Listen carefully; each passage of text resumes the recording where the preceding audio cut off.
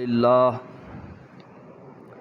نحمده ونستعینه ونستغفره ونعوذ باللہ من شرور انفسنا ومن سیئات اعمالنا من يهده اللہ فلا مضل له ومن يضلل فلا هادی له واشهد ان لا الہ الا اللہ وحدہ لا شریک له واشهد ان محمدا عبده ورسوله یا ایها الذین آمنوا اتقوا اللہ حق تقاته ولا تموتن الا وانتم مسلمون یا ایها الناس اتقوا ربکم الذی خلقکم من نفس واحدہ وخلق منها زوجها وبث منهما رجالا كثيرا ونساء واتقوا الله الذي تساءلون به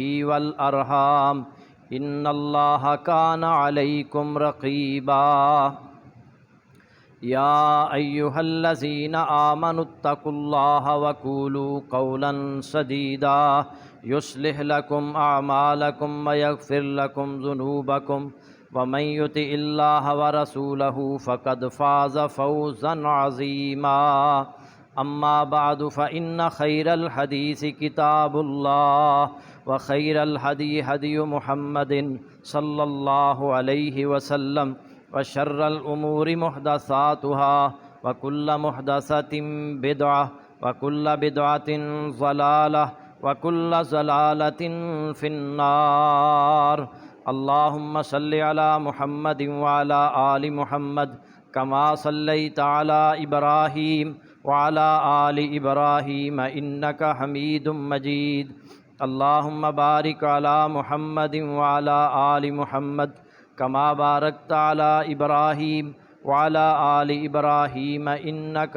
حميد مجيد رب اشرح لي صدري ويسر لي أمري واحلل عقدۃ من لسانی یفقہوا قولی رب زدنی علما رب اعوذ بک من ہمزات الشیاطین واعوذ بک رب ان یحضرون قال اللہ تعالی فی الکلام المجید والفرقان الحمید اعوذ باللہ من الشیطان الرجیم لقد رضی اللہ عن المؤمنین اذ یبایعونک تحت الشجرہ فعلم ما فی قلوبہم فانزل السکینۃ علیہم واصابہم فتحا قریبا۔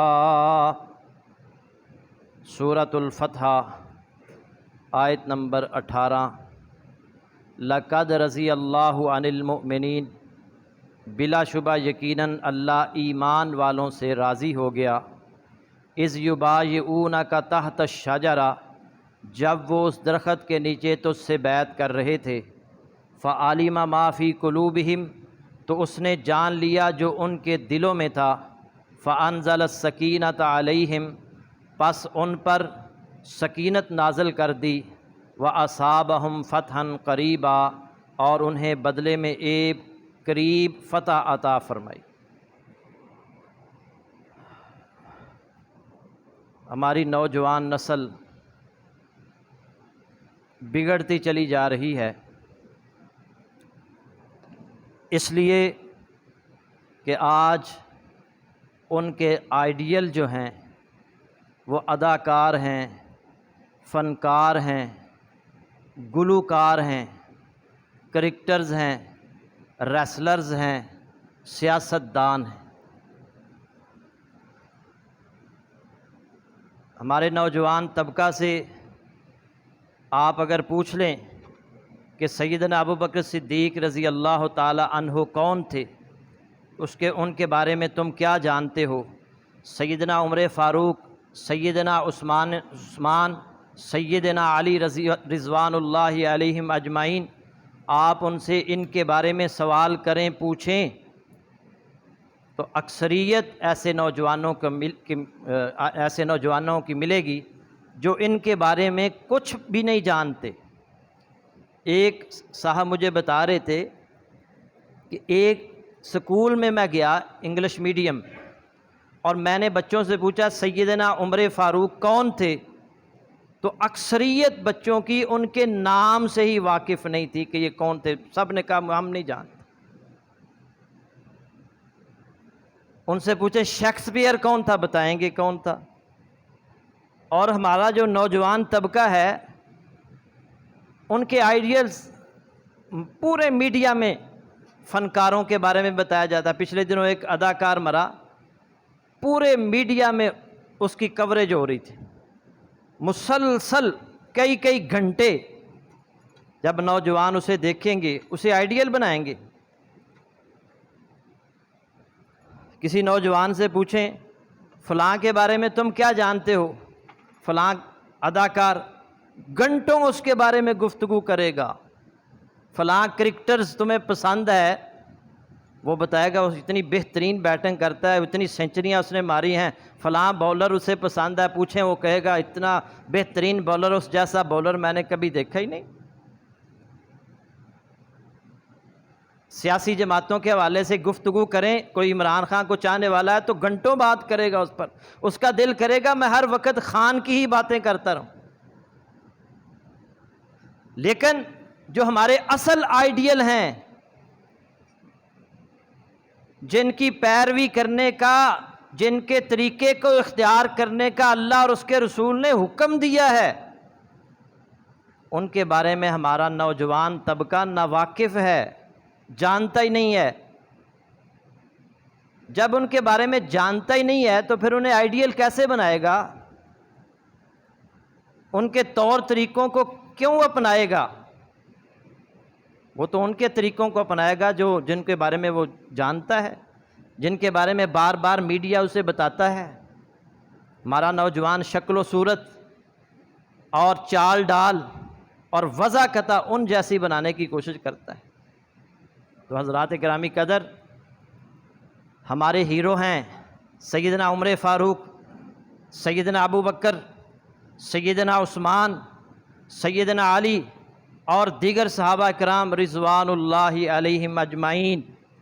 ان کے بارے میں بھی ان ممبروں سے بات ہونی چاہیے تاکہ ہمارے نوجوانوں کو پتہ چلے کہ وہ کون تھے، وہ کیا انہوں نے کیا، ان کی سیرت کیا تھی، ان کے اخلاق اور کردار اور معاملات کیا تھے۔ یہ جو ذو الحجہ کا مہینہ ہے، ایک تو حج کی وجہ سے مشہور ہے، اس کے ابتدائی دن بڑی فضیلت والے دن ہیں، جن کے بارے میں رسول اللہ صلی اللہ علیہ وسلم نے فرمایا تھا کہ ان دنوں میں کیا ہوا عمل اللہ کو اور دنوں میں کیے ہوئے عمل سے زیادہ محبوب اور پیارا ہے۔ اور یہ جو مہینہ ہے ذو الحجہ کا، اس میں سیدنا عثمان غنی رضی اللہ تعالی عنہ کی شہادت بھی ہوئی ہے، یہ ان کی شہادت کا مہینہ ہے۔ تو اسی مناسبت سے آج کے خطبہ جمعہ میں سیدنا عثمان رضی اللہ تعالی عنہ کی سیرت کے حوالے سے چند باتیں آپ احباب کے سامنے رکھی جائیں گی۔ دعا کریں کہ اللہ تعالی ہمیں ان کی سیرت کو اپنانے کی توفیق عطا فرمائے۔ سیدنا ابو بکر صدیق رضی اللہ تعالی عنہ اور سیدنا عمر فاروق رضی اللہ تعالی عنہ کے بعد جس شخصیت کو سب سے نمایاں اور ممتاز اور عرفہ مقام حاصل ہے، وہ ہیں مجسمہ شرم و حیا، داماد رسول، پیکر حلم و سخا، سیدنا عثمان غنی رضی اللہ تعالی عنہ۔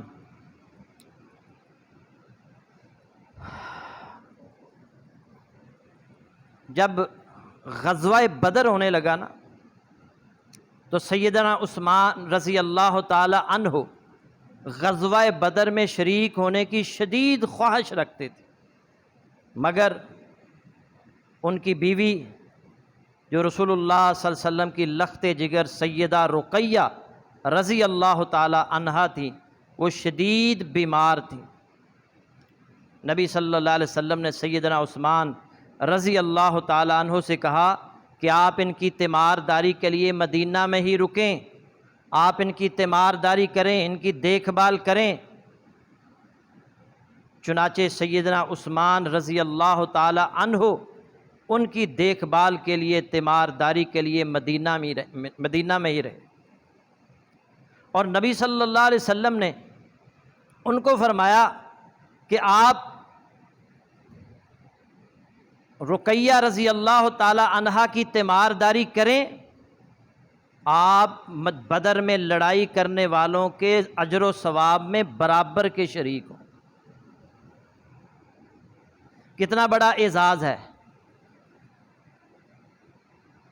کہ حضرت عثمان رضی اللہ تعالیٰ عنہ جنگ بدر میں عملاً شریک نہیں ہوئے، لیکن جب اللہ تعالیٰ نے مسلمانوں کو فتح عطا فرمائی، مال غنیمت میں سے رسول اللہ صلی اللہ علیہ وسلم نے جنگ بدر میں حصہ لینے والے جو غازی تھے ان کو جو حصہ دیا تھا وہ سیدنا عثمان غنی رضی اللہ تعالی عنہ کو بھی دیا۔ اور جنگ بدر والوں کے بارے میں نبی صلی اللہ علیہ وسلم نے فرمایا تھا، ان اللہ اطلع علی اہل بدر فقال اعملوا ما شئتم فقد وجبت لکم الجنہ۔ اللہ نے بدر والوں کو جھانک کر دیکھا اور فرمایا، اے بدر کے غازیوں، آج کے بعد جو مرضی عمل کرو تمہارے لیے جنت واجب ہو چکی ہے۔ اور سیدنا عثمان رضی اللہ تعالیٰ عنہ عملاً شریک نہیں ہوئے، مگر نبی صلی اللہ علیہ وسلم نے اپنی زبان نبوت سے ان کے بارے میں فرمایا، تم شریک تو نہیں ہو لیکن تمہیں اجر و ثواب اتنا ہی ملے گا جتنا کہ بدر میں شامل ہونے والے ساتھیوں کو ملے گا۔ آج بہت سارے ادارے لوگوں کو اعزازی سندیں دیتے ہیں، ڈاکٹریٹ کی ڈگری دیتے ہیں اعزازی، اور سیدنا عثمان رضی اللہ تعالیٰ عنہ کو یہ اعزازی سند دی ہے محمد الرسول اللہ صلی اللہ علیہ وسلم۔ اسی طرح صلح حدیبیہ کے موقع پر نبی صلی اللہ علیہ وسلم جب 1400 صحابہ کے ساتھ عمرہ کرنے کی غرض سے مکہ کی طرف آ رہے تھے تو انہیں حدیبیہ کے مقام پر روک لیا گیا۔ آپ نے سیدنا عثمان رضی اللہ تعالی عنہ کو اپنا سفیر بنا کر مکہ روانہ کیا، ان سے مذاکرات کرنے کے لیے۔ ان کو وہاں کچھ تاخیر ہو گئی تو مسلمانوں میں یہ افواہ پھیل گئی کہ سیدنا عثمان رضی اللہ تعالی عنہ کو شہید کر دیا گیا ہے۔ تو نبی صلی اللہ علیہ وسلم نے پھر 1400 صحابہ سے ایک درخت کے نیچے بیعت لی۔ اسی کا ذکر ان آیات میں ہے، لَقَدْ رَضِيَ اللَّهُ عَنِ الْمُؤْمِنِينَ اِذْ يُبَايِعُونَكَ تَحْتَ الشَّجَرَةِ۔ اللہ مومنوں سے راضی ہو گیا جب وہ ایک درخت کے نیچے آپ کے ہاتھ پر بیعت کر رہے تھے۔ فَعَلِمَ مَا فِي قُلُوبِهِمْ، پس اللہ نے ان کے دلوں کے اخلاص و تقوی کو جان لیا۔ فَأَنزَلَ السَّكِينَةَ عَلَيْهِمْ، تو اس نے ان پر خصوصی سکینت کو نازل فرمایا۔ فَأَصَابَهُمْ فَتْحًا قَرِيبًا، اور انہیں قریب کی فتح عطا فرمائی۔ سیدنا عثمان غنی اس بیعت میں شریک تو نہیں ہوئے، اس لیے کہ وہ رسول اللہ صلی اللہ علیہ وسلم کے نمائندے بن کر قریش والوں کے پاس گئے تھے، لیکن نبی صلی اللہ علیہ وسلم جب صحابہ سے بیعت لے رہے تھے تو آپ نے آخر میں اپنے ہاتھ پر اپنا ہاتھ رکھا اور فرمایا تھا کہ یہ ہاتھ جو ہے یہ عثمان رضی اللہ تعالی عنہ کا ہاتھ ہے۔ ہذہ ید عثمان فضرب بها علی یدہ فقال ہذہ لعثمان، یہ عثمان کا ہاتھ ہے۔ آپ نے اس ہاتھ کو دوسرے ہاتھ پر رکھا اور فرمایا یہ عثمان کی طرف سے بیعت ہے۔ یہ کتنا بڑا اعزاز ہے کہ نبی صلی اللہ علیہ وسلم نے اپنے ہاتھ کو عثمان کا ہاتھ قرار دیا، اور سیدنا عثمان رضی اللہ تعالی عنہ کو بیعت رضوان میں شامل فرمایا، اور جن کے بارے میں نبی صلی اللہ علیہ وسلم نے فرمایا تھا، انتم خیر اہل الارض وکنا الفا و400۔ آج تمام زمین والوں میں سے سب سے بہتر تم ہو، بخاری کی حدیث ہے، اور صحابی بیان کرتے ہیں اس وقت ہم 1400 افراد تھے۔ اور سیدہ ام مبشر رضی اللہ تعالی عنہا بیان کرتی ہیں کہ نبی کریم صلی اللہ علیہ وسلم کو سیدہ حفصہ رضی اللہ تعالی عنہا کے پاس یہ فرماتے ہوئے انہوں نے سنا، لا يدخل النار ان شاء اللہ من اصحاب الشجرۃ احد الذین بایعوا تحتها، انشاءاللہ درخت کے نیچے بیعت کرنے والے لوگوں میں سے کوئی بھی جہنم میں داخل نہیں ہوگا۔ صحیح مسلم کی حدیث۔ اور سیدنا عثمان رضی اللہ تعالیٰ عنہ وہ صحابی رسول ہیں کہ جنہیں زبان نبوت سے زندگی میں ہی شہید کا لقب عطا کر دیا گیا۔ سیدنا انس بن مالک رضی اللہ تعالی عنہ روایت کرتے ہیں کہ نبی کریم صلی اللہ علیہ وسلم سیدنا ابو بکر صدیق رضی اللہ تعالی عنہ، سیدنا عمر فاروق رضی اللہ تعالی عنہ اور سیدنا عثمان رضی اللہ تعالی عنہ نبی صلی اللہ علیہ وسلم ان کو ساتھ لے کر احد پہاڑ پر چڑھے۔ احد کانپ اٹھا۔ احد پر کون ہے؟ محمد رسول اللہ صلی اللہ علیہ وسلم۔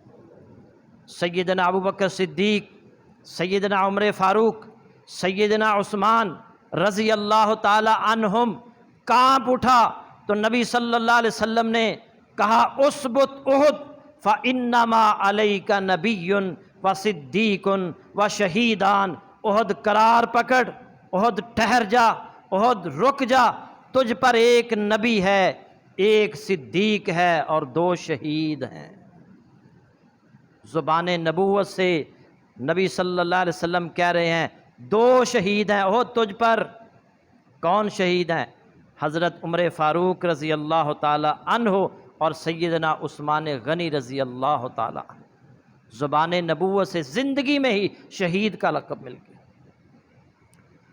اور سیدنا عثمان غنی رضی اللہ تعالی عنہ عشرہ مبشرہ میں سے ہیں جنہیں زبان نبوت سے ان 10 صحابہ میں سے ہیں جنہیں نبی صلی اللہ علیہ وسلم نے دنیا میں ہی جنت کی بشارت دی ہے۔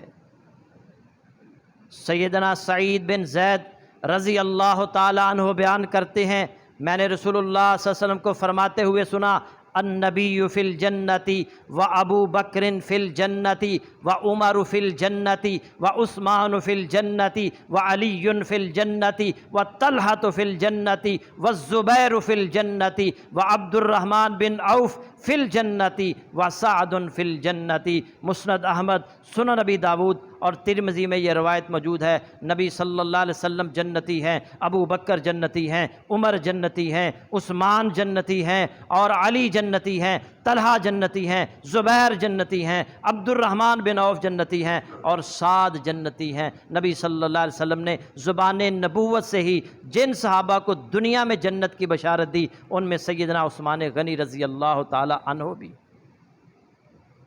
ابو موسیٰ اشعری رضی اللہ تعالی عنہ بیان کرتے ہیں، صحیح مسلم میں یہ حدیث موجود ہے، ایک دن رسول اللہ صلی اللہ علیہ وسلم مدینہ منورہ کے باغوں میں سے ایک باغ میں ٹیک لگائے ہوئے بیٹھے تھے۔ آپ کے پاس ایک لکڑی تھی، اس کی نوک کو پانی اور مٹی کے درمیان مار رہے تھے۔ ایک شخص نے باغ کا دروازہ کھولنے کی درخواست کی۔ نبی صلی اللہ علیہ وسلم باغ کے اندر ہیں، کسی نے دروازہ کھٹکھٹایا، دروازہ کھولنے کی درخواست کی۔ آپ صلی اللہ علیہ وسلم نے فرمایا دروازہ کھول دو اور جو بھی شخص آیا ہے اس آنے والے کو جنت کی خوشخبری سنا دو۔ ابو موسیٰ رضی اللہ تعالیٰ عنہ بیان کرتے ہیں، میں نے دروازہ کھولا تو سیدنا ابو بکر صدیق رضی اللہ تعالیٰ عنہ تھے۔ میں نے انہیں نبی صلی اللہ علیہ وسلم کی یہ خوشخبری سنائی کہ نبی صلی اللہ علیہ وسلم نے آپ کو جنت کی بشارت دی۔ پھر نبی صلی اللہ علیہ وسلم وہیں تشریف فرما ہیں، دوسری مرتبہ پھر کسی نے دروازہ کھٹکھٹایا اور اندر آنے کی اجازت چاہی۔ نبی صلی اللہ علیہ وسلم نے فرمایا ابو موسیٰ جاؤ دروازہ کھولو، جو بھی ہو اسے اندر لے آؤ اور اسے بھی جنت کی بشارت دے۔ ابو موسیٰ رضی اللہ تعالیٰ عنہ جاتے ہیں دروازہ کھولتے ہیں تو سیدنا عمر فاروق رضی اللہ تعالی عنہ ہوتے ہیں، اور انہیں بھی خوشخبری سناتے ہیں کہ رسول اللہ صلی اللہ علیہ وسلم نے آپ کو جنت کی بشارت دی ہے۔ تیسری مرتبہ پھر کسی نے دروازے پر دستک دی، نبی صلی اللہ علیہ وسلم فرماتے ہیں جاؤ دروازہ کھولو اور افتح وبشرہ بالجنتی الا بلوا تکون، انہیں بھی جنت کی خوشخبری دے دو، جاؤ دروازہ کھولو اور انہیں بھی جنت کی خوشخبری دے دو۔ اور ساتھ ہی نبی صلی اللہ علیہ وسلم نے فرمایا کہ انہیں جنت کی خوشخبری دے دو، اور اس کے ساتھ ساتھ دروازہ کھولو اور فتنے جو برپا ہوں گے، نبی صلی اللہ علیہ وسلم فرمایا کہ دروازہ کھولو اور فتنے پر جو برپا ہوگا، یعنی سیدنا عثمان رضی اللہ تعالیٰ عنہ کو بھی جنت کی بشارت دی، مگر ساتھ ہی انہیں کہا کہ ان کے دور کے اندر ان کے آخر میں فتنے برپا ہوں گے۔ تو سیدنا ابو موسیٰ عشری رضی اللہ تعالیٰ عنہ نے جنت کی بشارت دی سیدنا عثمان رضی اللہ تعالیٰ عنہ کو، اور یہ بھی فرمایا کہ نبی صلی اللہ علیہ وسلم یہ فرما رہے تھے، تو حضرت عثمان رضی اللہ تعالیٰ عنہ دعا کرتے ہیں اللہم صبراً، اے اللہ مجھے صبر عطا فرمانا، واللہ المستعان، اور اللہ ہی ہے جس سے مدد طلب کی جاتی ہے۔ اور سیدنا عثمان آگے انشاءاللہ بیان کیا جائے گا کہ کس طرح انہوں نے صبر کیا۔ اور سیدنا عثمان رضی اللہ تعالیٰ عنہ شرم و حیا کے پیکر تھے۔ سیدنا انس بن مالک رضی اللہ تعالیٰ عنہ بیان کرتے ہیں کہ نبی صلی اللہ علیہ وسلم نے فرمایا ارحم امتی بامتی ابو بکر، میری امت میں سب سے زیادہ میری امت پر رحم کرنے والے ابو بکر ہیں، میری امت پر سب سے زیادہ رحم کرنے والے ابو بکر ہیں۔ واشدہم فی امر اللہ عمر، اور اللہ کے معاملے میں سب سے زیادہ سخت عمر ہیں رضی اللہ تعالی عنہم۔ واصدقہم حیاء عثمان، ترمذی میں یہ روایت موجود ہے، اور سب سے زیادہ سچی حیا والے سیدنا عثمان بن عفان رضی اللہ تعالی عنہ ہیں۔ ام المومنین سیدہ عائشہ رضی اللہ تعالی عنہا بیان کرتی ہیں کہ نبی صلی اللہ علیہ وسلم گھر میں لیٹے ہوئے تھے اور ان کی پنڈلیاں یا رانیں ننگی تھیں۔ سیدنا ابو بکر صدیق رضی اللہ تعالی عنہ آئے، انہوں نے اجازت چاہی، آپ اسی طرح لیٹے رہے، ان کو اندر آنے کی اجازت دی، وہ آن کر بیٹھ گئے۔ پھر تھوڑی دیر گزری، سیدنا عمر فاروق رضی اللہ تعالی عنہ انہوں نے آنے کی اجازت طلب کی، آپ نے ان کو بھی آنے کی اجازت دی، آپ اسی طرح بیٹھے رہے، اسی طرح لیٹے رہے۔ اور پھر اس کے بعد سیدنا عثمان رضی اللہ تعالی عنہ نے اجازت طلب کی، نبی صلی اللہ علیہ وسلم اٹھ کر بیٹھ گئے، اپنے کپڑوں کو درست کیا، اور سیدنا عثمان رضی اللہ تعالی عنہ آ کر بیٹھ کے تھوڑی دیر کے بعد یہ تینوں چلے جاتے ہیں، تو حضرت سیدہ عائشہ رضی اللہ تعالی عنہا نبی صلی اللہ علیہ وسلم سے کہتی ہیں ابو بکر صدیق آئے، آپ اسی طرح لیٹے رہے، عمر فاروق آئے، آپ اسی طرح لیٹے رہے، لیکن جب سیدنا عثمان رضی اللہ تعالی عنہ آئے، آپ اٹھ کر بیٹھ گئے، اپنے کپڑوں کو درست کر لیا، تو آپ صلی اللہ علیہ وسلم نے فرمایا الا استحی من رجل تستحی منہ الملائکہ، کیا میں اس سے شرم نہ کروں جس شخص سے فرشتے بھی شرم کرتے ہیں۔ اور سیدنا عثمان رضی اللہ تعالی عنہ جب قبر پر کھڑے ہوتے تھے رویا کرتے تھے، اتنا زیادہ رویا کرتے تھے کہ داڑھی مبارک آنسوؤں سے تر ہو جاتی تھی۔ وہ عثمان جنہیں زبان نبوت سے کئی بار جنت کی بشارت ملی، قبر کو یاد کر کے اتنا زیادہ رویا کرتے تھے کہ داڑھی مبارک آنسوؤں سے تر ہو جاتی۔ کسی نے ان سے کہا کہ آپ جب قبر کو یاد کرتے ہیں تو بہت زیادہ روتے ہیں، تو انہوں نے کہا کہ رسول اللہ صلی اللہ علیہ وسلم نے فرمایا تھا ان القبر اول منازل الآخرہ، قبر آخرت کی پہلی منزل ہے۔ فإن نجا منہ، اگر وہ اس منزل پر نجات پا گیا، فما بعدہ ایسر منہ، تو اس کے بعد کی منزلیں اس کے لیے آسان ہو جائیں گی۔ وإن لم ینج منہ، اگر اس نے یہاں نجات نہ پائی، فما بعدہ اشد منہ، تو اس کے بعد اس کی منزلیں اس کے لیے سخت ہوں گی۔ وقال رسول اللہ صلی اللہ علیہ وسلم ما رأیت منظرا قط الا والقبر افظع منہ، اور فرمانے لگے رسول اللہ صلی اللہ علیہ وسلم نے فرمایا میں نے قبر سے زیادہ ہولناک کوئی چیز دیکھی ہی نہیں ہے۔ ابن ماجہ میں یہ روایت موجود ہے۔ عثمان غنی آخرت کا اتنا فکر، کہتے تھے قبر آخرت کی منزلوں میں سے پہلی منزل ہے، اگر یہ آسان ہوگی باقی منزلیں بھی آسان ہو جائیں گی، لیکن اگر قبر میں انسان سوالوں کے جواب نہ دے سکا تو باقی منزلیں بھی اس کے لیے مشکل ہو جائیں گی۔ عثمان غنی جنت کی بشارت ملنے کے باوجود اتنا زیادہ آخرت میں جواب دہی سے ڈرا کرتے تھے، آخرت کی فکر ان کے اندر موجود تھی۔